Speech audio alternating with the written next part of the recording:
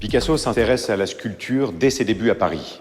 Elle est pour lui un vaste terrain de jeu expérimental, un laboratoire où il improvise les idées les plus folles. Lorsqu'il sculpte, Picasso n'a pas de préjugés sur les matériaux. Il utilise tout ce qui lui tombe sous la main. Il travaille de manière rapide, efficace, instinctive. Et surtout, il se moque des règles académiques et crée comme bon lui semble. Avec son ami cubiste, Georges Braque, Picasso crée une forme inédite en art, la construction-assemblage, qui est en quelque sorte un tableau en relief. Les objets représentés, le plus souvent un violon ou une guitare, faits dans des matériaux de récupération, se décomposent en signes qui permettent de les identifier. D'autres assemblages utilisent tels quels des objets de la réalité. Regardez ce verre à absinthe. C'est une boisson courante à l'époque que l'on filtrait à travers un sucre posé sur une cuillère ajourée. Ici, la cuillère est une véritable cuillère, mais la forme du verre, elle, est totalement décomposée, comme s'il était vu sous plusieurs angles à la fois. Après cette période d'intense créativité, Picasso cesse quasiment la sculpture pendant environ 10 ans. En 1930, Picasso achète le château de Boisgeloup. Enfin, il possède l'atelier qui va lui permettre de s'adonner pleinement à la sculpture.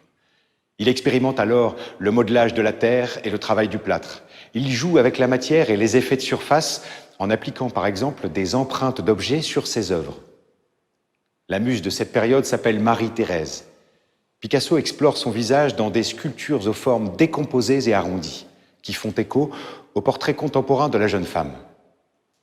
C'est en pleine guerre, en 1943, que Picasso crée l'une de ses plus célèbres sculptures, l'homme au mouton. L'artiste travaille sur le projet durant plusieurs mois et réalise d'innombrables esquisses sur papier.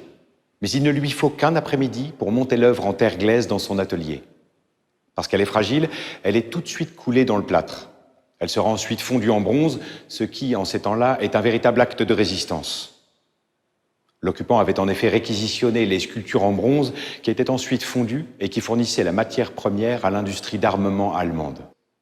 Après la guerre, Picasso retrouve le génie inventif des assemblages. Ces sculptures ludiques surgissent à partir de la combinaison d'objets divers, souvent des rebuts. Savez-vous comment l'avait surnommé son ami Cocteau ? Le roi des chiffonniers. En 1950, il invente la première sculpture dont les pieds ne touchent pas terre.